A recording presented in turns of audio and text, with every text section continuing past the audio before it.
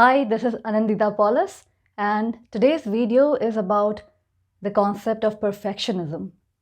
I feel like perfectionism is a highly misunderstood concept, and in this video I plan to dive deeper into what perfectionism is and what it isn't, and also take a look at how it affects us.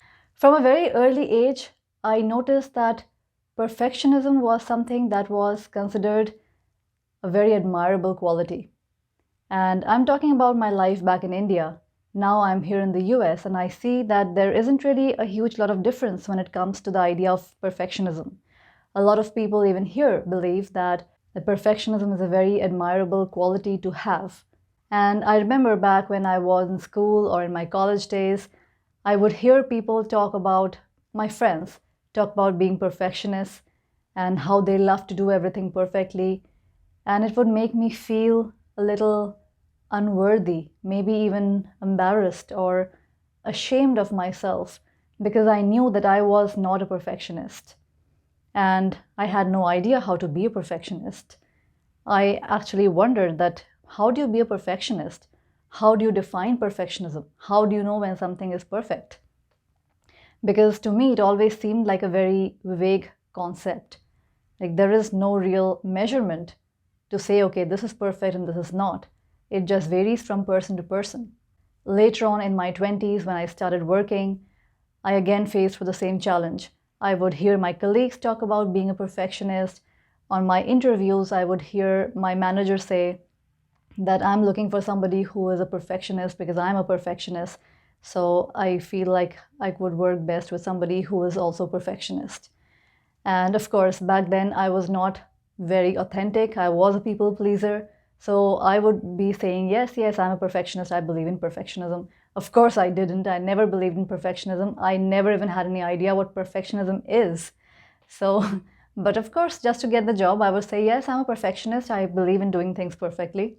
And fast forward many years later, when I came across the work of Tony Robbins, and I heard him say that perfectionism is the lowest standard.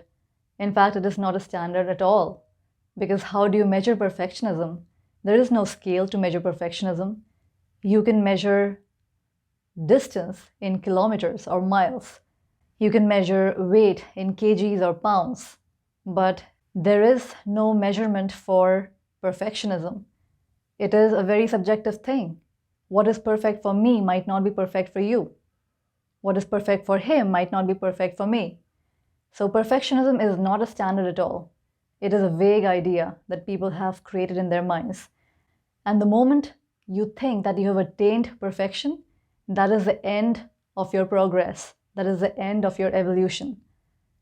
So perfectionism is basically the lowest standard to ever shoot for, because perfection means that you have already achieved the highest or the peak of whatever it is that is possibly to be achieved in that particular area or field.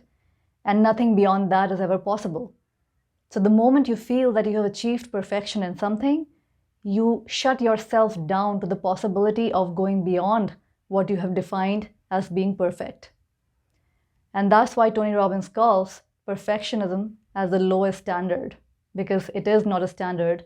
It is a vague idea which is subjective. And also it is the death of evolution. He didn't call it the death of evolution.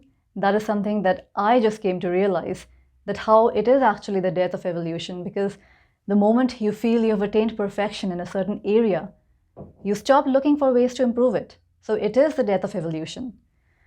And just listening to Tony Robbins talk about perfection was just such a huge relief for me. It was a huge validation for me to hear this for the first time, somebody talk against perfectionism, because all my life I heard people talk for perfectionism. I heard people talk about somebody else being a perfectionist in a way that made it sound as if it was an admirable quality to have. And I strived to be perfectionist, but I just had no idea how to be a perfectionist. I always wondered that, somebody should teach how to be a perfectionist, because I had no freaking clue. And in fact, one of the reasons I am doing this video right now is because a few days ago, a friend of mine recommended a book called The Gifts of Imperfection by Brene Borwn. And as I started reading this book, I realized that I need to talk about this subject because it is so highly misunderstood. And this book is one of the sources of inspiration for this video. And I would highly recommend checking out this book, The Gifts of Imperfection by Brene Borwn. So let's take a look at what perfection is and isn't. Perfectionism is actually fear in disguise. It is fear of not being enough. It is fear of criticism, fear of the pain of being criticized, fear of disapproval. Because one of the reasons people start striving for perfection is when they inherently start feeling that they are not good enough and they need to live up to this external image of who they should be, how their lives should look like, what their work should look like, how they should appear physically, and creating this unrealistic idea in their mind that everything in their life and about themselves and everything that they do should look a certain way, should appear a certain way. It is all about projecting yourself a certain way that will be admired and appreciated by others. Another thing that Brene points out in her book is that shame is the birthplace of perfectionism, or perfectionism is born out of shame.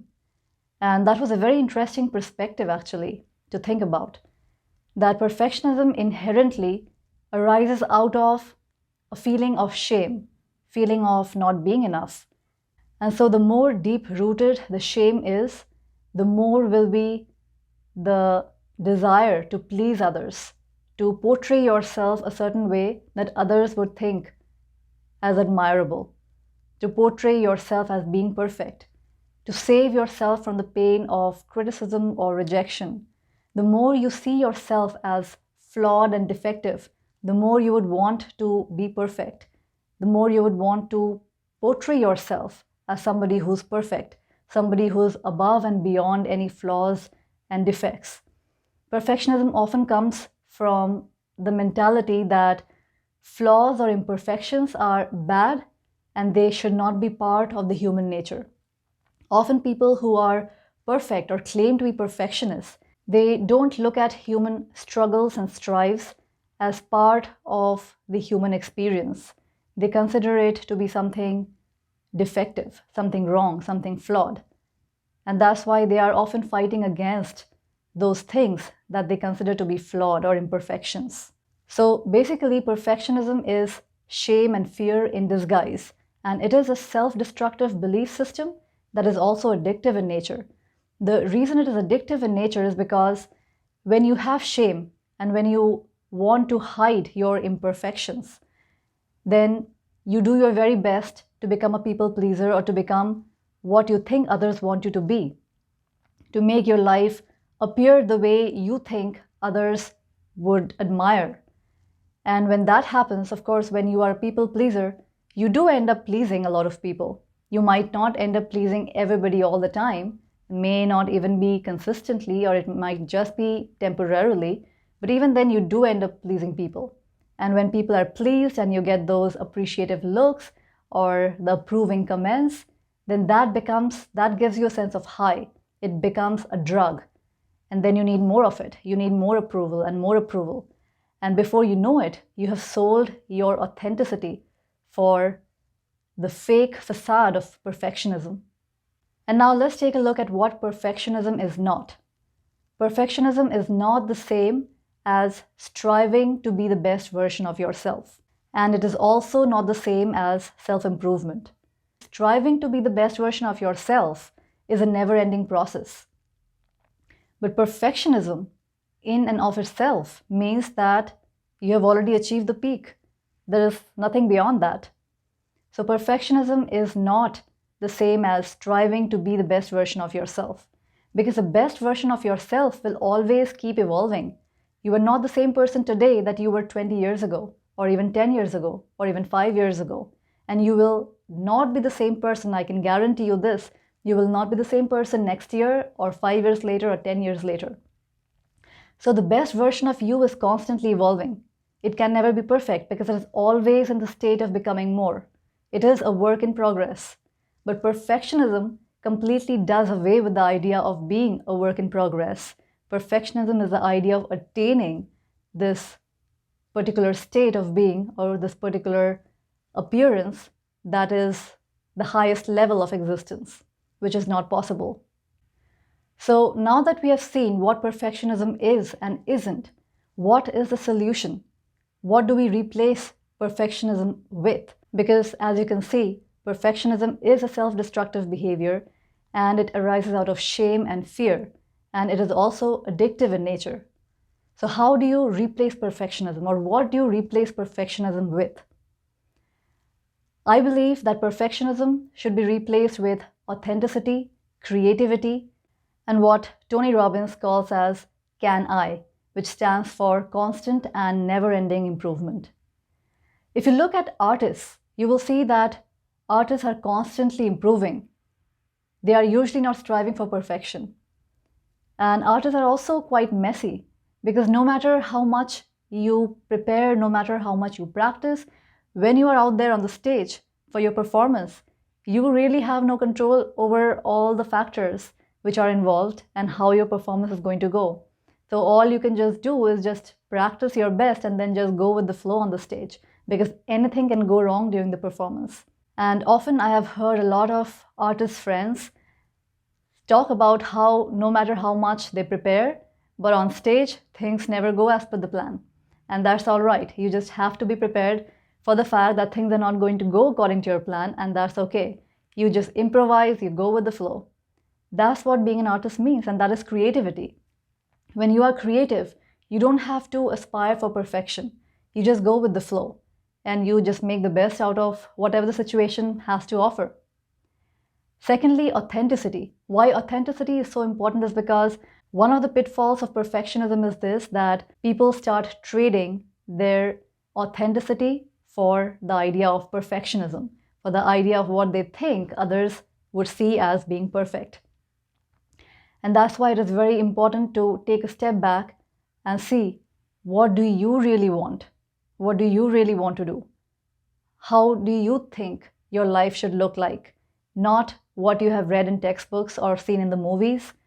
And that is another thing with today's technology and the social media and photoshopping.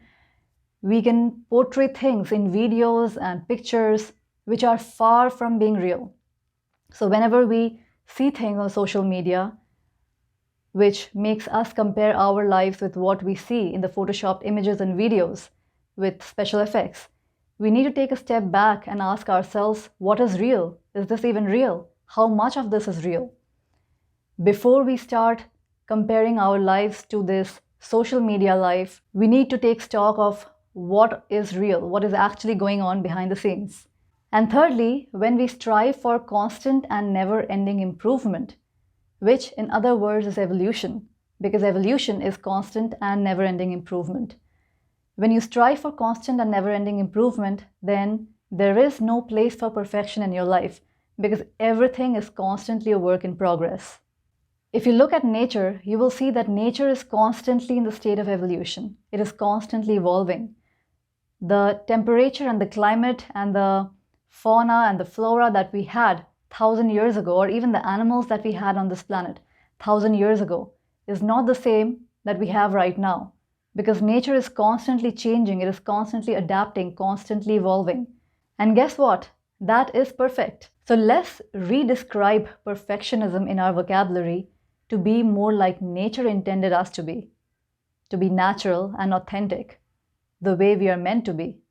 Maybe it is time for us to start looking at perfectionism from the perspective of never having all our ducks in a row, or never getting it all done, but from the perspective of always being a work in progress. Or in other words, a never-ending process of evolution, and being satisfied with being a work in progress. So I hope you liked today's video. If you like it, share it, leave your comment below, and subscribe to my channel if you haven't already. I will talk to you soon. Bye for now.